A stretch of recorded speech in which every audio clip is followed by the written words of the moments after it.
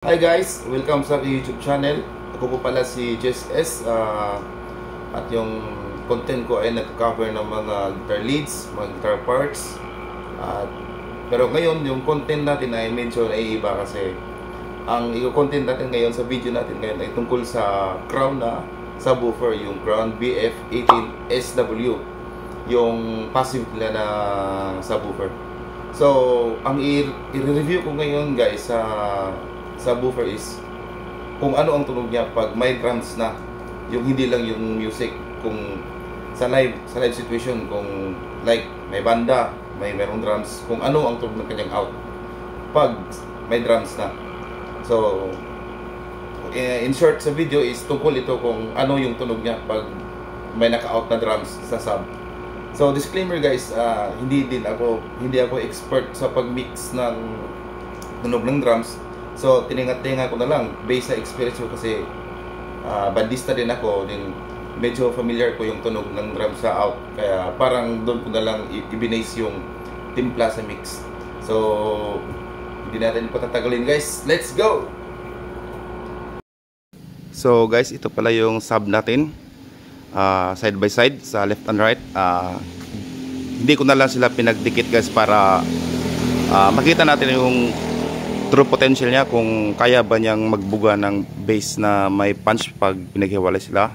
Kasi pag pinagdikit mo parang bumubuo na yung dalawang tunog. So yung distansya nila guys ay nasa 5 meters or mahigit. So yan yung settings natin guys. So yung drums natin andun. So sa mixer tayo guys kung ano yung settings. Ang ginagamit ko lang na channel ay yung sa 3, 4, 5 and 6. Yung 3 is floor tom, yung 4 is sa bass, at yung panglima ay yung sa high tom, at saka yung 6 ay sa snare. So yung volume natin ay nasa unity lang, yung 0, hindi ko bisado kung anong tawag dito. Yung sa may guhit lang para hindi siya mag-clip.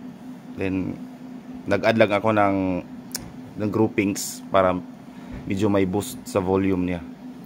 So punta tayo sa yung amp pala na gamit namin sa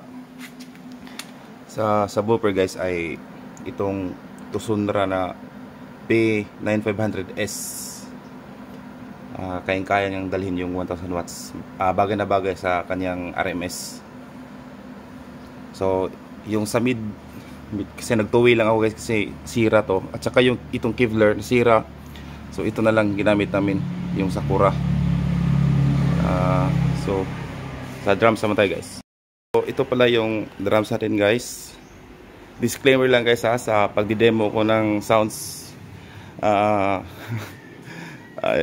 Just bear na hindi maganda yung magpalo kasi hindi kasi ako drummer.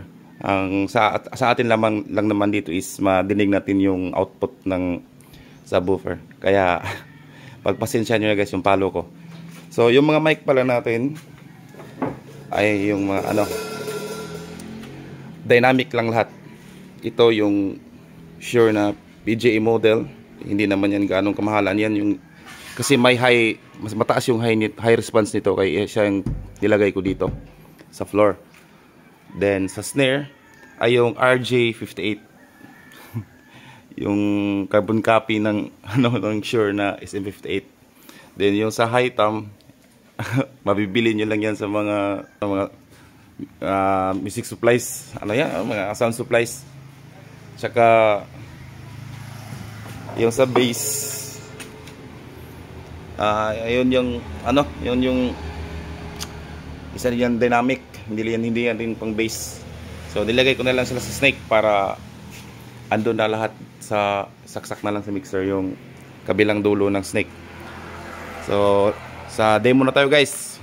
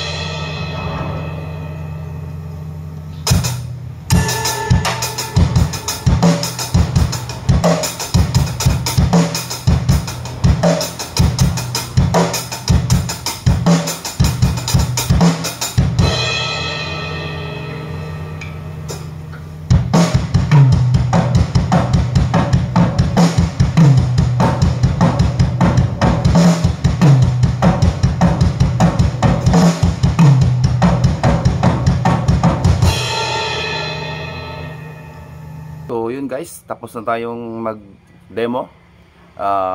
Final thought, kung yung audience mo ay like 250, like mga birthday parties, like na maximum 250, or hindi naman ganoon kalakihan yung venue, kayang-kaya niya. Yung bass niya sa bass drum, yes, may buga talaga. Hindi lang siya nabibigyan ng justice sa phone camera microphone kasi iba yung nakaka-capture niya compared doon sa naririnig ko in person.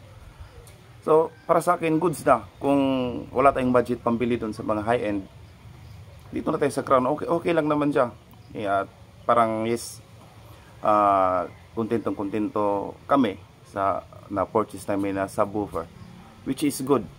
Hindi, kasi budget friendly siya.